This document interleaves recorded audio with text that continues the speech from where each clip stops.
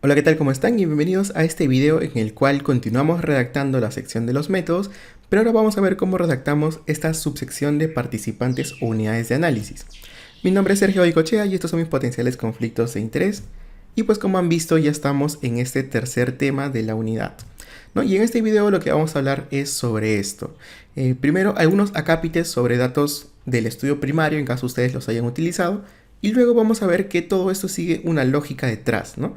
Lo que queremos mostrar en los métodos es que el lector entienda a quienes hemos incluido nosotros, es decir, los participantes con sus criterios de inclusión y exclusión, cómo es que hemos llegado a ellos, es decir, cuáles fueron nuestras técnicas de muestreo y finalmente cuántos de ellos es que hemos necesitado.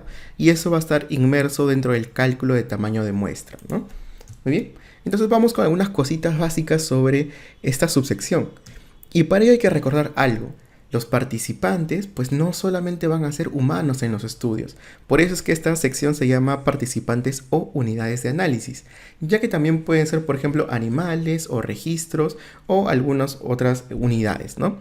En este caso, por ejemplo, aquí tenemos un estudio en el cual los participantes o unidades de análisis son ratones albinos, como pueden ver, ¿no? Son animales. En este otro caso, por ejemplo, son historias clínicas de consulta externa y en este último caso inclusive hay dos unidades de análisis, médicos asistentes a las primeras dos reuniones de esta convención y también los empleos de esos médicos. Entonces, como pueden ver, no solamente pensemos en humanos cuando hablemos de participantes, ¿ok? Bien, ahora sí, tenemos que hablar también sobre estos datos del estudio primario en caso nosotros estemos haciendo un análisis secundario de base. ¿Por qué? Pues porque lo que sucede es que el estudio primario también ha diseñado su estudio, para la redundancia, en base a participantes, unidades de análisis y también ha puesto criterios de inclusión y exclusión para ellos, ¿no? Entonces, esto es importante porque no siempre vamos a nosotros utilizar todos los participantes del estudio primario, sino de repente una subpoblación de ellos, ¿no? Imagínense, por ejemplo, que este estudio primario ha evaluado a todos los peruanos en un determinado año, ¿sí? Varones y mujeres. Pero de repente ustedes en su estudio no quieren evaluar a todos los pobladores, sino que simplemente quieren centrarse en las mujeres peruanas, por ejemplo. Entonces, en ese caso, como pueden ver, va a ser distinto la cantidad o los participantes dentro del estudio primario con los de su estudio. Y es importante que pueda haber ese contraste para que el lector entienda básicamente qué submuestra o qué subpoblación ustedes están estudiando. Y esto también puede ir acompañado de mostrarles qué módulos o secciones han utilizado dentro del estudio primario. Vamos a ver esto con un ejemplo. Por ejemplo, en este estudio de aquí, los autores lo han presentado en un orden distinto, pero vamos a mantener la estructura que hemos mencionado, ¿no? Como pueden ver en la subsección de fuente de los datos, los autores nos dicen que el estudio primario lo que hizo es evaluar a todas las mujeres de edad fértil de esta edad y los niños menores de 5 años de edad y también a todas las personas de 40 a más años, ¿no? Como pueden ver, entonces, estos son los participantes del estudio primario. Pero ¿qué es lo que han hecho los autores? Los autores dicen que ellos van a tomar una submuestra, una subpoblación de todos estos participantes. ¿Cuáles fueron ellos? Pues aquí nos mencionan, ¿no? Dice, nosotros vamos a tomar a todos los niños de 6 a 35 meses de edad que contaban con la medición de hemoglobina sanguínea, ¿no? Y esos son los participantes del estudio de estos autores. Solo que como es un análisis secundario de base, pues hay que hacer ese contraste para que el lector pueda entender esto. Bien, y como les mencioné, también podemos adicionar alguna información sobre, por ejemplo, qué módulos se han utilizado de este estudio primario, como lo está haciendo este estudio de aquí, en el cual, como ustedes pueden apreciar, primero ahora sí nos detalla a los participantes del estudio primario. Y nos dice esto, ¿no? El estudio primario se centró en los residentes habituales de los hogares elegibles que hayan pernoctado la noche anterior a la encuesta, ¿no? Y luego le relatan al lector qué módulos han utilizado de esta encuesta y les mencionan esto, ¿no? Se ha utilizado el cuestionario individual que tuvo como población objetivo a estas personas, mujeres de 12 a 49 años, ¿no? Utilizando estos módulos de esa encuesta, ¿no? El módulo 72, 66 y 71. Para luego concluir finalmente con entonces quiénes son los participantes que ellos quieren estudiar en su estudio, en esta publicación, que serían básicamente estas mujeres, ¿no? Mujeres de 12 a 49 años que respondieron a la encuesta ENDES en el 2019. Bien, entonces como ustedes pueden ver hay un contraste, ¿no?, entre los participantes del estudio primario, qué módulos se han utilizado y finalmente qué participantes se está incluyendo en el estudio publicado. Listo, ahora que hemos hablado sobre ello, vamos ahora sí a centrarnos en los participantes unidades de análisis junto con sus criterios de inclusión y exclusión en un estudio primario, por ejemplo, ¿no? Entonces aquí tenemos nosotros el qué reportar. Recuerden, tenemos que mencionar quiénes son estas personas a las cuales nosotros queremos estudiar, cuáles son sus criterios de inclusión y exclusión. ¿Y qué son estos dos criterios, no? Los de inclusión son características que deben tener los participantes para que sean admitidos dentro del estudio. Y los criterios de exclusión son las características que queremos evitar de estos participantes potencialmente incluidos, ya que pueden sesgar los resultados. Y ojo aquí, una consideración importante: los criterios de exclusión no son una negación de los criterios de inclusión. Por ejemplo, en algunos casos se ha visto pues que como criterio de inclusión colocamos, supongamos, personas de 17 a 30 años. Y como exclusión, por error, podemos colocar de repente personas que no tengan de 17 a 30 años, ¿no? Eso es incorrecto. Eso no es un criterio de exclusión. Lo que yo quiero excluir son participantes que tengan características que puedan alterar el resultado cuando yo analice los datos. Bien, veamos esto con algunos ejemplos. Por ejemplo, aquí nosotros tenemos este estudio en el cual los autores nos comentan en la sección de diseño y participantes, pues lo siguiente, ¿no? Nos dicen: nosotros hemos incluido pacientes hospitalizados, ¿ok? Esos son sus participantes, ¿no? Y se incluyeron estos casos confirmados o sospechosos de neumonía por COVID-19. Esos son sus criterios de inclusión. ¿Y a quiénes han excluido? Pues a aquellas personas que eran gestantes y pacientes con enfermedades quirúrgicas concomitantes. ¿Y por qué? Pues porque de repente los autores consideraron que en estas personas se iban a brindar otras atenciones diferentes a la de los participantes usuales, y eso podría de repente alterar o sesgar los resultados que ellos estaban encontrando. Otro ejemplo muy particular es cuando, por ejemplo, se evalúa el uso de fármacos, y en este caso se excluyen a participantes que, por ejemplo, tengan alguna reacción de hipersensibilidad, que es un motivo pues de seguridad, ¿no? O por ejemplo cuando se están analizando datos de niños con asma y se excluyen a aquellos que tengan quizás estas aparentes crisis, pero producto de un cuerpo extraño y no realmente de la patología, ¿no? Como ven, se tienen que excluir características que puedan sesgar el resultado que vamos a analizar. Otra consideración a tener en cuenta es la siguiente: si es que usted cuenta con varios criterios de inclusión y exclusión o está escaso de palabras, pues puede mencionar los más importantes y referenciar al protocolo, material complementario o figura los demás criterios, ¿no? Simplemente mencionamos los prioritarios y le referimos al protocolo para que el lector ahí pueda profundizar en estos criterios de inclusión y exclusión, como por ejemplo lo hizo este estudio de aquí, ¿no? Como pueden ver, los autores aquí simplemente mencionan que los criterios de selección, incluyendo la selección de información correspondiente a las observaciones madre-hijo, se encuentran en esta figura, ¿no? Ya no, digamos, utiliza palabras para poder describirlo, sino que simplemente refiere al lector a esta imagen para que ahí pueda, digamos, profundizar en cuáles fueron estos criterios. Lo otro que hay que evaluar es el muestreo, ¿no? Ya sabemos a quién vamos a incluir y qué características no queremos que estén presentes, y ahora vamos a ver cómo es que llegamos a ellos. Y esto es en el muestreo, ¿no? Tenemos que describir cuál ha sido nuestro tipo de muestreo, el cual puede ser aleatorio o no aleatorio. Y ojo aquí que en algunos casos pues hay otras denominaciones como probabilístico, no probabilístico, etcétera, ¿no? Pueden haber definiciones diferentes según también cada autor, cada revista, así que les recomendamos pues también seguir cuál es el estilo de la revista para poder redactar esta parte del tipo de muestreo. Lo otro es que también tenemos que definir o describir cuál ha sido nuestro marco muestral, ¿no? De dónde hemos nosotros sacado a cada uno de esos participantes.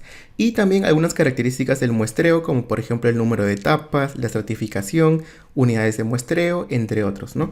Esto sobre todo cuando ustedes hayan realizado pues un muestreo complejo, en el cual sí se requiere mencionar cada una de esas características. Y lo otro también es a veces describir cuáles han sido los procedimientos para el muestreo, ¿no? También puede ser importante en algunos casos en los cuales el muestreo sea complejo, por ejemplo. Ahora bien, también una consideración es que si es que ustedes están realizando un análisis, un estudio de análisis secundario de base, pues hay que mencionar cuál es el método de muestreo del estudio primario. Sí, básicamente eso sería lo que describiríamos. Porque nosotros ya no vamos a hacer el muestreo, ya está realizado, así que simplemente tenemos que describir cuál fue ese muestreo utilizado por ese estudio primario, ¿sí? Bien, por ejemplo, en este estudio de aquí nosotros podemos encontrar lo siguiente, que en la sección de materiales y métodos, en la subsección de diseño y población, podemos ver que los autores nos mencionan que el tipo de muestreo para ellos fue este de aquí. Esta encuesta se realizó sobre una muestra probabilística o un muestreo aleatorio, por ejemplo, ¿no? Y luego nos dan otras características de este muestreo. Por ejemplo, el número de etapas que ha tenido, ¿no? Bietápica, 2 etapas, que ha tenido certificación, ok, muy bien. Cuáles fueron las unidades de muestreo también, unidades de muestreo primaria, unidad de investigación, etcétera, ¿no? Detalles sobre el tipo de muestreo, porque aquí ellos han utilizado un análisis de base secundario. Y este estudio primario, pues esta encuesta ha utilizado este muestreo de aquí. Ahora bien, ¿qué pasa si por ejemplo estamos ante un estudio primario, ¿no? En este caso, pues algunos autores lo mencionan de forma muy escueta, pero se sugiere que sí haya la suficiente información para saber cómo es que fue este tipo de muestreo y sus características, ¿no? En caso quizás no se mencionen las características, sí debería estar mencionado cuál es el tipo de muestreo. En este caso, por ejemplo, en este estudio, podemos ver que los autores nos mencionan que la muestra ha sido seleccionada de forma consecutiva y no aleatoria, ¿no? En este otro estudio, por ejemplo, podemos ver también algunos cambios. En este caso, los autores colocan esa información en la subsección de procedimientos, pero simplemente son variantes. Igual lo que nos mencionan en este caso es que se ha realizado un muestreo no probabilístico, no aleatorio, tipo bola de nieve, por ejemplo, ¿no? Y en este otro caso, en el cual, por ejemplo, nos dicen aquí los autores que se ha hecho un muestreo no probabilístico también por conveniencia, ¿no? El tipo de muestreo que se ha utilizado en este caso. Como podemos ver, pues en la mayoría de estudios realmente, los muestreos son no aleatorios o no probabilísticos, ¿no? Sin embargo, también, pues como les digo, si bien es la mayoría, tenemos algunos otros estudios primarios en los cuales sí se hace énfasis en cómo es este tipo de muestreo y hasta en las etapas también, ¿no? Por ejemplo, en este estudio de aquí podemos ver que los autores nos dicen que el muestreo ha sido realizado en 2 etapas, ¿no? En el cual el primero ha sido por conveniencia y el otro ha sido un muestreo sistemático. Finalmente vamos a lo que es el cálculo del tamaño de muestra, ¿no? Cómo es que hemos llegado a la cantidad de participantes que necesitábamos. Y pues esta sección, digamos, estos componentes son muy importantes, pero lamentablemente son de los menos reportados en los estudios, ¿no? Y pues está mal, tendríamos que realmente reportar cuál es el tamaño de muestra que hemos necesitado para nuestro estudio. Y dentro de esto solemos mencionar cuál es el programa estadístico que hemos utilizado para calcular esto, el nivel de confianza, que generalmente suele ser 95%, la potencia o poder estadístico, que generalmente suele ser 80%, el valor del estimador esperado, ¿no? Sea una razón de prevalencia, una diferencia de medias, una correlación, etcétera, ¿no? Lo que ustedes estén deseando estimar, pues hay que colocar cuál es ese valor que estamos esperando hallar. Y los parámetros para poder hacer ese cálculo, ¿no? Por ejemplo, si queremos calcular RPs, el determinado valor de RP que estamos esperando encontrar y la prevalencia del desenlace en los grupos, ¿no? Además también los datos sobre la muestra adicional que necesitamos para compensar las pérdidas, exclusiones u algunas otras características. ¿Por qué? Porque si bien es cierto nosotros con esto calculamos un tamaño de muestra, tenemos que tener en cuenta que siempre se nos van a perder participantes o quizás van a ser excluidos y esto va a disminuir el tamaño de muestra que tengamos al final. Y no queremos eso, ¿no? Queremos ser lo más conservador posibles y poder anticiparnos y tener una muestra adicional considerando ese porcentaje de las potenciales pérdidas. Lo otro es ver también cuál es la fuente de datos. Tenemos que describir de dónde es que hemos sacado toda esta información. Y eso puede ser a través de un antecedente, por ejemplo, estudios previos que hayan detallado esto, o en caso no los haya, podemos utilizar el peor escenario posible y algunos otros métodos más, ¿no?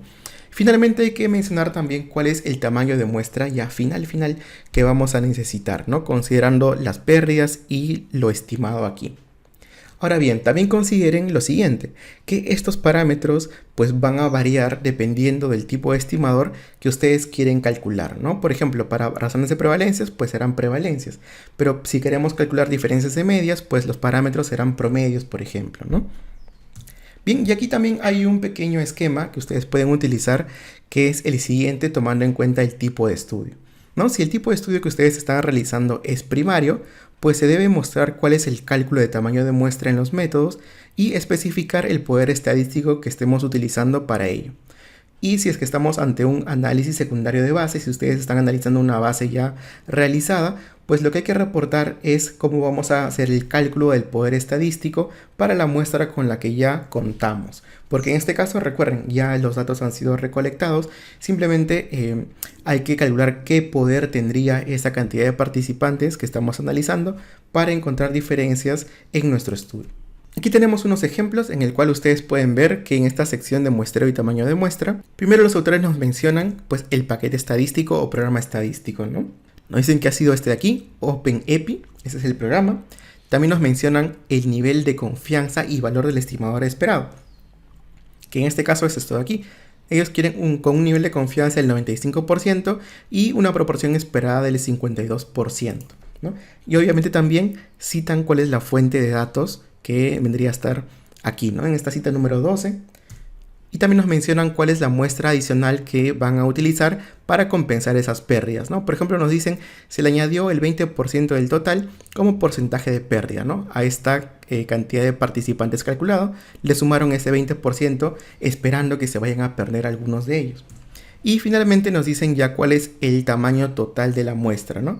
Que serían pues 691 participantes en este caso. Bien, ahora en este otro estudio, en este otro ejemplo, podemos ver algo interesante, que en este caso tanto los participantes como criterios de inclusión se han redactado juntos, ¿no? Simplemente se ha mencionado quiénes están siendo incluidos y ya no se ha hecho tanta precisión a cuáles son esos criterios, ¿no? En donde sí se ha detallado es en los criterios de exclusión, que serían estos de aquí, ¿no? Se excluyó a aquellos médicos que terminaron sus estudios en el 2016, considerando estas razones, ¿no? También nos explican por qué es que no quieren esas características dentro de los participantes incluidos. Bien, pero como podemos apreciar, pues no se presenta información sobre el muestreo ni el cálculo de tamaño de muestra, lamentablemente. Algo que no sucede pues en este otro estudio, ¿no? En el cual podemos ver que nos mencionan claramente quiénes eran los participantes, que nos dicen pacientes atendidos en consulta externa de estos hospitales, nos mencionan los criterios de inclusión, ¿no? En esta parte de aquí. Por ejemplo, dicen de estos, yo quiero que sean mayores de 18 años y que hayan sido evaluados en consulta externa de estos hospitales y que tuvieran como máximo 3 fármacos, por ejemplo, ¿no? Como pueden ver, hay mayor detalle en cuanto a quienes quiero incluir. Y también, obviamente, en cuanto a quienes quiero excluir, ¿no? Que serán estos de aquí, aquellos analfabetos que dependan de un cuidador, etcétera, ¿no? Luego nos mencionan acerca del cálculo de tamaño de muestra, como podemos ver aquí, mencionando el programa, el nivel de confianza, el estimador esperado, el valor del estimador esperado, perdón, y los porcentajes adicionales y el cálculo final, ¿no? Del tamaño de muestra. Y también nos hablan acerca del muestreo, ¿no? En este caso nos dicen que ha sido en 2 etapas y nos cuentan pues cómo han hecho el muestreo los autores. Muy bien, entonces con ello esperamos que pues les haya servido esta información y nos vemos en el siguiente video. Muchas gracias y hasta pronto.